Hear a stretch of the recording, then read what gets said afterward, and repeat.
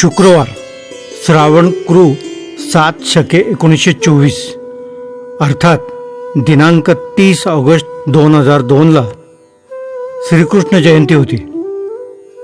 आदल्या दिवशी पूज्य आप्पा म्हणाले, उद्या मला काही खायचे नाही, मी फराळ करणार नाही. आता ते काही लवकर दरवाजा उघडणार नाही याची खात्री होती. त्याप्रमाणेच पूज्य आप्पांनी थेट दुपारी 3:30 वाजता दरवाजा उघडला आणि म्हणाले, माझी प्रकृती ठीक नाही, छातीत दुखते आहे, मी पडतो.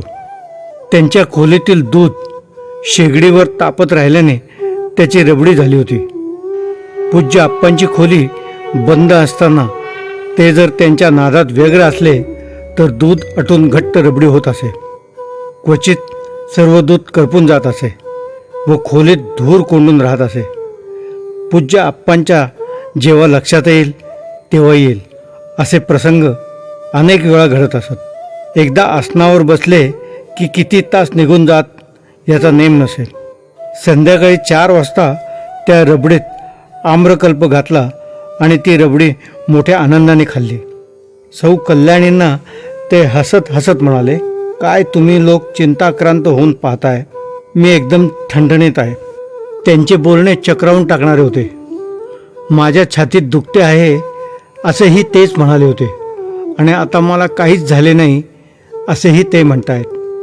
सौ कल्याणी त्यांना म्हणाल्या, आप्पा, आम्हाला काळजी वाटते, तुम्ही हे सर्व चेष्टेवारे नेऊ नका, आम्हाला खरं सांगा, नक्की तुम्हाला काही होत नाही ना? त्यावर पूज्य आप्पा म्हणाले, तुम्ही मूर्ख आहात काय? मी एवढे जडान्न खातो आहे म्हणजे मला काही होत असणं शक्य आहे का? असे म्हणून ते गंगेवर जाऊन तिचे दर्शन घेऊन परत आले. रात्री कृष्णकथामृतातील श्रीकृष्ण जन्माचा अध्याय वाचला. आश्रमात जन्माष्टमीचा उत्सव मोठ्या प्रमाणात साजरा करतात. आश्रमात दर्शनाला येणाऱ्या लोकांची गर्दीही खूप असते. जन्माच्या वेळी दर्शनासाठी पूज्य आप्पा वर मंदिरात जाऊन आले. श्रावण कृ अष्टमी शनिवार म्हणजे 31 ऑगस्ट 2002ला गोपाळ काळा होता. पूज्य आप्पा आज काहीतरी भिक्षा घेतील असे सौ कल्याणींना वाटले. त्यांनी दुपारी 3:30 वाजल्यानंतर दार उघडले. आदल्या दिवशीप्रमाणेच म्हणाले, मला फारसे बरे वाटत नाही, माझ्या छातीत दुखत आहे असे म्हणून अंथरुणावर झोपले. थोड्या वेळाने त्यांनी अमर उजाला आणि दैनिक जागरण ही त्यांची आवडती 2 वर्तमानपत्रे वाचून घेतली. पुन्हा एकदा धीर करून सौ कल्याणीने त्यांना भोजनासाठी विचारले. ते म्हणाले, तुझा स्वयंपाक किती वेळात होणार? अर्धा तासात. सौ कल्याणी म्हणाल्या, मग चल कर पटकन असे म्हणून पूज्य आप्पा भजन ऐकत पडून होते. पूज्य आप्पांनी अतिशय आनंदाने सर्वच भोजन प्रत्येक पदार्थाला नेहमीप्रमाणे दाद देत सावकाश गप्पा मारीत केले. त्यांची प्रत्येक कृती समजून ठरवून होती. समोरच्या माणसाला त्याची काय कल्पना. 5 वाजता भोजनासाठी पानावर आलेले पूज्य आप्पा 8 वाजेपर्यंत पानावरच बसून प्रसन्न अंतःकरणाने गप्पा मारीत होते. अनेक विषय गप्पांमध्ये येऊन गेले. त्यांच्या बालपणापासूनच्या कडूगोड आठवणी ते सांगत होते. घरातील प्रत्येक माणसांबद्दल आणि इतर सहवासातील मंडळींबद्दल ते भरभरून बोलले. लहानपणाचा खट्याळपणा, वाणपणा, लोकांनी केलेली उपेक्षा, अपमान, अनेक घटना पूज्य आप्पांच्या नजरेसमोरून चित्रपटाची फीत सरकावी तशा झरझर सरकत होत्या. 2-2.5 तास ते बोलत होते. जेवणाच्या पानावर गप्पा रंगणे ही काही आजची पहिली वेळ नव्हती. कितीतरी वेळा पूज्य आप्पा 2-4 जणांना जेवणासाठी बरोबर घेऊन बसत. त्यांना जेवताना पंक्तीला असलेल्या लोकांच्या बरोबर गप्पा मारीत जेवायला मनापासून आवडत असे. आजच्या त्यांच्या भोजनाचा रंग काही वेगळाच होता, तो तृप्त समाधानाचा. ज्ञानेश्वर माऊलीने म्हटल्याप्रमाणे शांत रस होता. पूज्य आप्पांची मुद्रा प्रसन्न होती परंतु भावगंभीर होती. एक विलक्षण शांती आणि तृप्ती त्यांच्या मुखावर विलसत होती. वासरासी कामधेनू मायती पानावली, अशी त्यांची गंगा माय खळाळते आहे आज, हाक मारितसे पैल गंगा तीर. करणी वारंवार नाद पडे असा तिचा पहिलं तीर दृष्टीपथात आला आहे. श्रीकृष्ण जन्माष्टमी उत्सव झाला आहे. आता गोपाळ काळा कालाष्टमी आहे. कृतार्थ जीवन समाप्तीचा हा काल आहे. वैदिक परंपरेप्रमाणे 4 आश्रमांचे यथाशास्त्र यथासांग पालन करून हा नारायण स्वरूप महात्मा कालाष्टमीच्या दिवशी लौकिक जीवनाची सांगता करतो आहे. आयुष्यभर उत्सव महोत्सवाच्या होणाऱ्या सांगतेला काल्याच्या कीर्तनात अत्यंत भक्तिभावाने रंगणारे पूज्य आप्पांचे भाग्य असे की नारायणाने गोपाळ काल्यानेच त्यांचा लौकिक जीवनाची सांगता केली होती. रविवार नवमी 1 सप्टेंबर या दिवशी पूज्य आप्पांची वैकुंठ गमनाची तयारी सुरू झाली. श्रीमद भागवतात वर्णन केल्याप्रमाणे देह सोडण्यापूर्वी 3 दिवस उपवास करावा, शरीर शुद्धी करावी. पूज्य आप्पांनी एनिमा घेतला, लौकिक अर्थाने देह शुद्ध केला. त्यांनी 3 दिवस गंगाजलावरच राहण्याचा निश्चय केला आणि त्यांच्या महायात्रेस रविवारपासून सुरुवात झाली. नवमीच्या दिवशी सकाळी पूज्य आप्पांच्या खोलीचा दरवाजा उघडला होता. सौ कल्याणी त्यांच्या खोलीत गेल्या. पूज्य आप्पांची तब्येत कशी आहे म्हणून त्यांनी चौकशी केली. ते म्हणाले, तुम्हाला दुसरा काही उद्योग नाही का? सारखे तब्येत कशी आहे, तुम्हाला काय होते विचारत राहता. त्यावर सौ कल्याणी म्हणाल्या, नाही आप्पा, 2-3 दिवस तुम्ही म्हणताय छातीत दुखतंय. मी सकाळीच स्वामीजींच्या कानावर घातले आहे. ते सकाळी दुपारी जेव्हा तुमच्या खोलीचे दार उघडे असेल तेव्हा डॉक्टरांना घेऊन येतो म्हणाले आहेत. एकदा तपासून घ्यायला काय हरकत आहे? तुम्ही औषध घेऊ नका पाहिजे तर. पूज्य आप्पा रागवले, म्हणाले, हा आगाऊ उद्योग तुला कुणी करायला सांगितला? मी अजिबात डॉक्टरांना माझी तब्येत दाखवणार नाही. त्यांनी खोलीचे दोन्ही दरवाजे सकाळीच बंद करून घेतले. ते संध्याकाळी एकदम 5 वाजताच उघडले. काही न बोलता भिंतीकडे तोंड करून झोपले आणि सौ मंगल नवाथेने ध्वनिमुद्रित करून दिलेले श्री नारायण जय नारायण हे भजन ऐकत पडून राहिले. पूज्य स्वामीजी पूज्य आप्पांची तब्येत पाहण्यासाठी खाली आले. त्यांना स्वस्थ पडलेले पाहून पूज्य स्वामीजी त्यांच्याशी न बोलताच बाहेर पडले. थोड्या वेळाने पूज्य आप्पांनी कूस बदलली. त्यांना पूज्य स्वामीजी येऊन गेल्याचे सांगितले. अरे कमाल आहे तुमची. स्वामीजी नको म्हणाले तर काय झाले, तुम्ही मला हाक का मारली नाहीत असे म्हणून उठून बसले. इकडच्या तिकडच्या थोड्याशा गप्पा झाल्या. पूज्य आप्पांनी संध्याकाळी ब्रह्मकर्माची पोथी जमेल तशी वाचत जा, पाठ कर असे विसोबाला सांगितले. आता तुम्ही तुमच्या खोलीत जा, मी पाठाच्या वेळी दरवाजा उघडेन असे म्हणाले आणि दरवाजाची कडी पुन्हा लावून घेतली. पूज्य आप्पांना उत्तर काशीतील परिचित संन्यासी तसेच संस्कृत पाठशाळेतील शिक्षक यांना वस्तू पुस्तके द्यायची होती. त्यांनी त्या सर्व वस्तू काढून ठेवल्या. पाठ झाल्यानंतर पूज्य आप्पा स्वामीजींना भेटायला गेले आणि म्हणाले, स्वामीजी आप बैठिए, मैं आपसे कुछ कहने के लिए आया हूँ. ये बंद लिफाफा रख लीजिए. स्वामीजी ध्यान से सुनना, मैं जल्द ही शरीर छोड़ने वाला हूँ. जिस दिन मैं गंगा जी नहाने जाऊंगा और कमरे में नारायण के सामने बैठूंगा, शायद आपको लगेगा कि मैं होश खो बैठा हूँ, मगर आप कुछ भी नहीं करना, ना डॉक्टर को बुलाना, ना कुछ दवा देने का प्रयास करना. मेरा देह गंगा जी में विसर्जित करके पश्चात महाराष्ट्र में मेरे देह की छोड़ने की खबर देना. बाद में विसोवा, कल्याणी और भारती इन तीनों को नीचे भेज देना. ठीक है, मैं निकलता हूँ. पूज्य स्वामीजी त्यांचे बोलणे ऐकून स्तिमितच झाले होते. त्यांना भानावर यायला जरा वेळ लागला. तोपर्यंत पूज्य आप्पा खोलीतून निघून बाहेर सुद्धा आले आणि भराभरा पायऱ्या उतरून खाली खोलीत येऊन पोहोचले. त्या रात्री पूज्य आप्पांनी लवकरच दरवाजा बंद करून घेतला. त्यांना ज्यांच्याकरता पत्रे लिहायची होती ती सर्व त्यांनी नवमीच्या रात्री लिहिली, पाकिटात बंद करून ठेवली. काही सामानही आवरले. सोमवारी दशमीच्या दिवशी दुपारी 3 वाजता दरवाजा उघडला आणि अंथरुणावर पडून राहिले. पूज्य आप्पांना बरे नसावे असे वाटल्याने औषध घ्या म्हणून त्यांना खूप आग्रह झाला. कालच पुण्याला डॉक्टर तळवळकरांना फोन करून औषधे आणून ठेवली आहेत, ती घ्या, नाही म्हणू नका अशी विनवणी केली. त्यावर मला फारच वेदना झाल्या तर मी नक्की औषध घेईन असे आश्वासन देऊन पूज्य आप्पांनी दोघांची बोलती बंद केली. सारखे काय तब्येत आणि औषधांचं बोलता, चांगलं काहीतरी दुसरं बोला असं थोडे नापसंतीनेच म्हणाले. त्यामुळे साहजिकच निरनिराळ्या विषयावर गप्पा सुरू झाल्या. गप्पांच्या ओघात सौ कल्याणी म्हणाल्या, अप्पा, तुमचा अधिकार ज्ञानेश्वर तुकारामांप्रमाणे आहे. त्यावर अप्पा म्हणाले, आपण असा समज का करून घ्यावा? ह्या जगात एकापेक्षा एक अधिकारी पुरुष होऊन गेले आहेत. मल्ल भये अतिमल्ल घनेरे, माझं काय कौतुक. त्यावर सौ कल्याणी म्हणाल्या, असं नाही अप्पा, तुमच्या भक्तीची जातकोळी काही वेगळीच आहे. त्यावर पूज्य आप्पा म्हणाले, पोरांनो, विशुद्ध भक्ती करणे फार कठीण आहे. भक्ती तो कठीण सुळावरील पोळी, निवडे तो बळी विरळाची, असं संत तुकोबारायांनीच म्हटलं आहे. मी आणखी काय सांगू? ते सतीचं वाण आहे, तुम्हाला ते अभावानंच पाहायला मिळणार. पूज्य आप्पा गप्पांमध्येच रंगून गेले होते.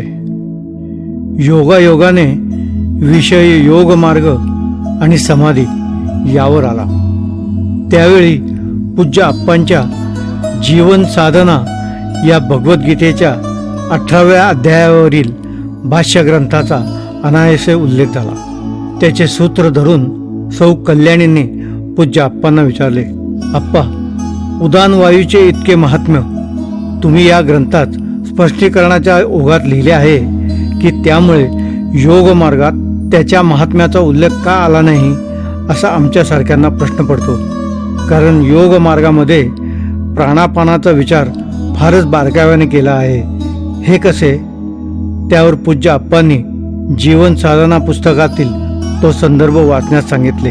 तो असा, बोलण्याप्रमाणेच प्रयत्न, ऊर्जा, बल, वर्ण आणि स्मृती ही कार्य उदान वायूची आहेत. तेव्हा प्रयत्न, बल, स्मृती, उत्साह या गोष्टी टिकून राहाव्यात, त्यासाठी लागणारी शक्ती पुरेशा प्रमाणात उपलब्ध व्हावी असे वाटत असेल तर वाणी वाटे वाया जाणारे उदानाचे सामर्थ्य राखून ठेवणे आवश्यक आहे. त्यावर सौ कल्याणी म्हणाल्या, अप्पा, प्रयत्न, ऊर्जा आणि बल हा तर योग मार्गाचा पायाच आहे. त्यांना उदानाचे महत्त्व वाटत नाही काय? योगी समाधी घेतो तो प्राणायामाच्या जयाने, भक्त योग्यासारखी समाधी घेतो का? पूज्य आप्पा त्यावर उसळून म्हणाले, तर भक्त समाधी घेतोच.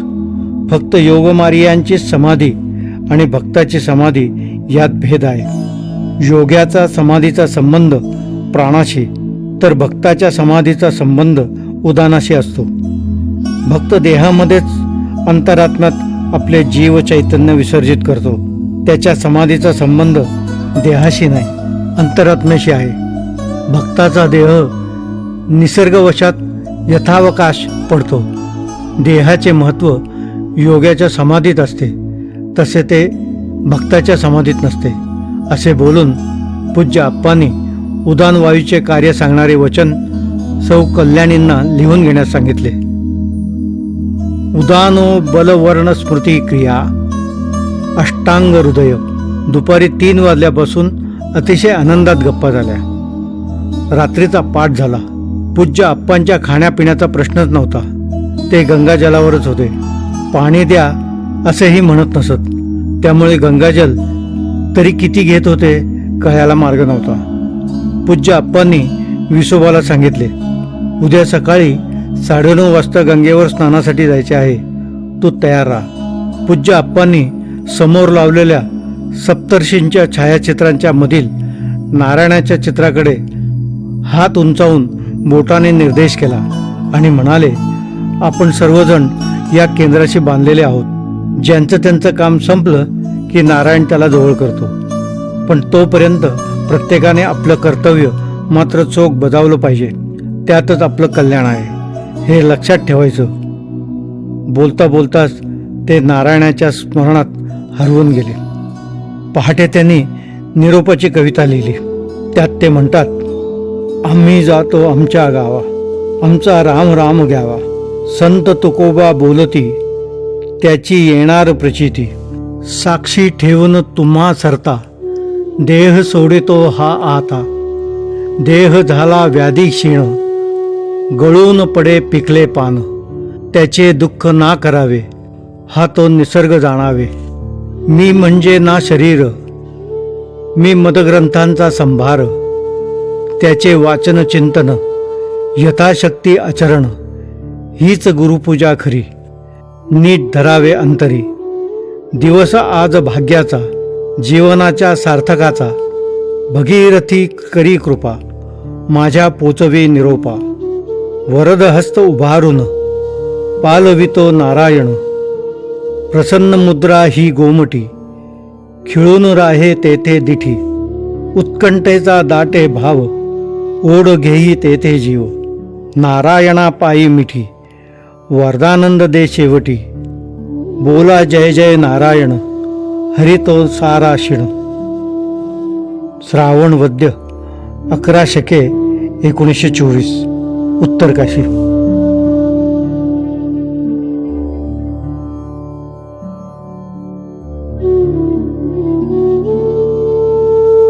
पूज्य आप्पांचा देह एका लाकडी पेटीत बंदिस्त करून गंगेत विसर्जित करण्यात आला.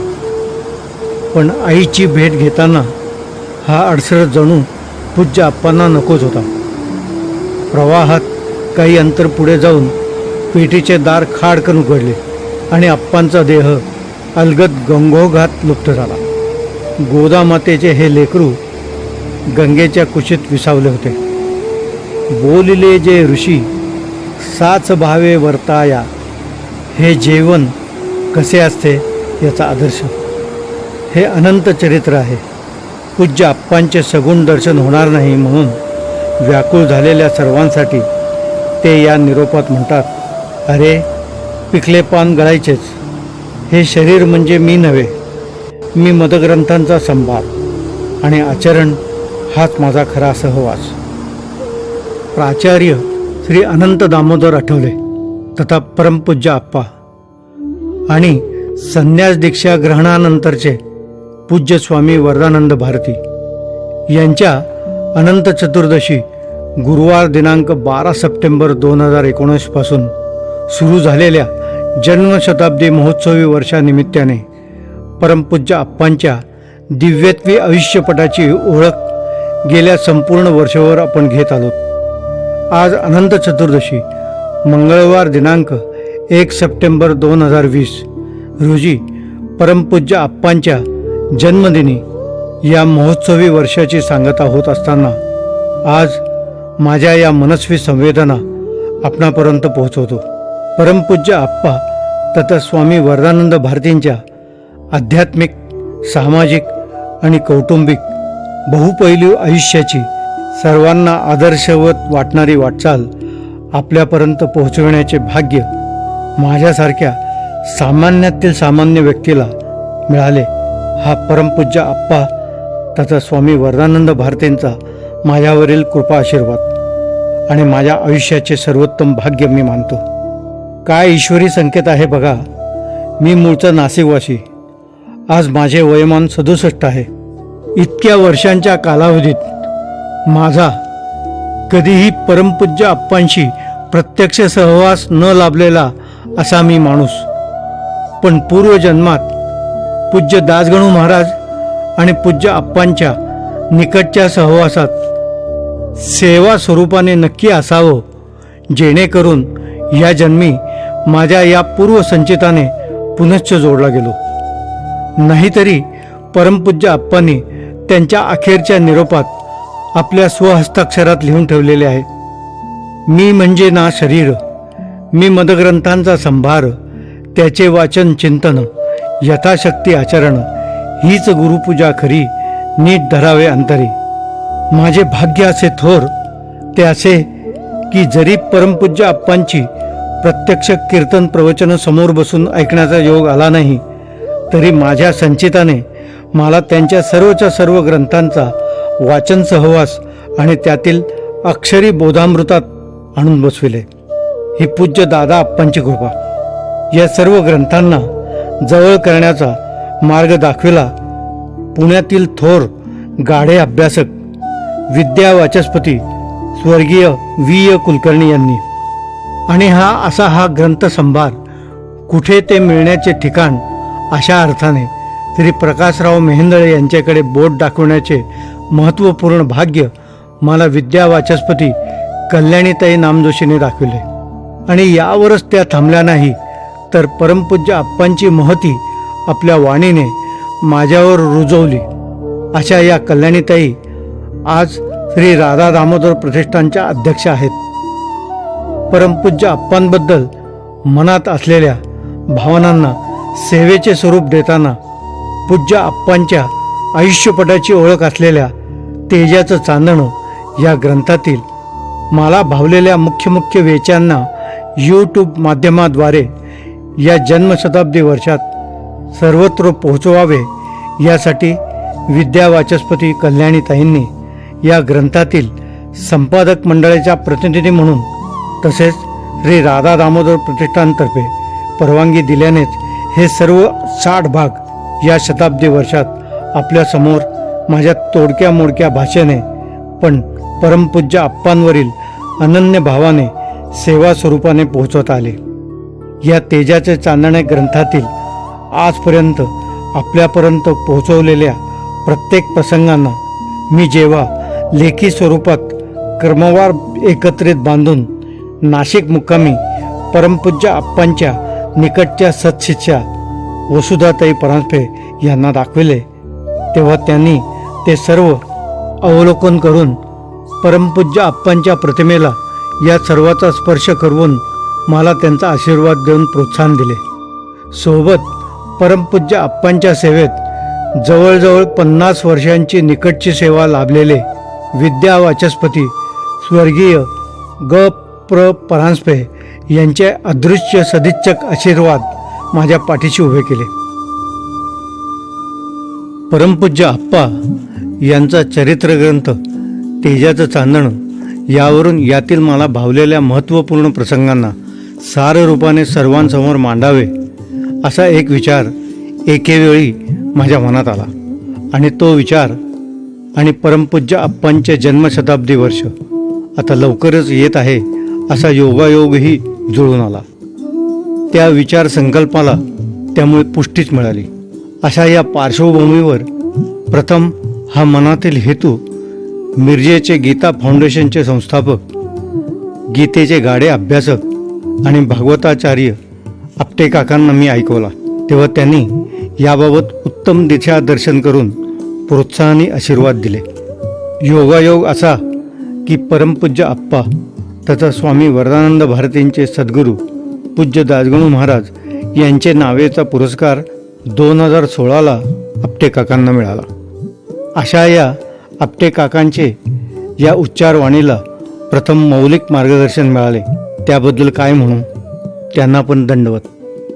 अशा या सर्व मोठ्या व्यक्तींचे सहकार्य मिळाल्यानेच या शताब्दी वर्षात माझी सेवा परमपूज्य आप्पांच्या चरणी समर्पित करता आली. अशा सर्वांचे मनस्वी भावनेने आभार.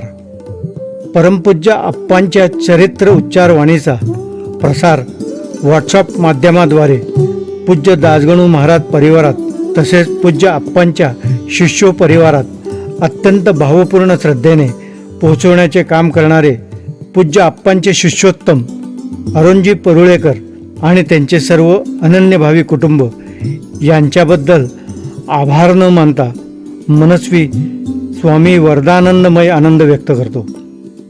आणि हो, हे सर्व आवाज माध्यम आपल्यापर्यंत पोहोचविण्याचे कार्य आपल्या अत्याधुनिक सृजन स्टुडिओद्वारे काम करणारे दाम्पत्य नकुल आणि सौ नारायणी तळवळकर या उभयतांनी अपार मेहनत घेऊन या सर्व ध्वनिचित्रफिती तयार करून त्या सर्व यूट्यूब माध्यमाने सर्वत्र पोहोचवण्याचे काम केले.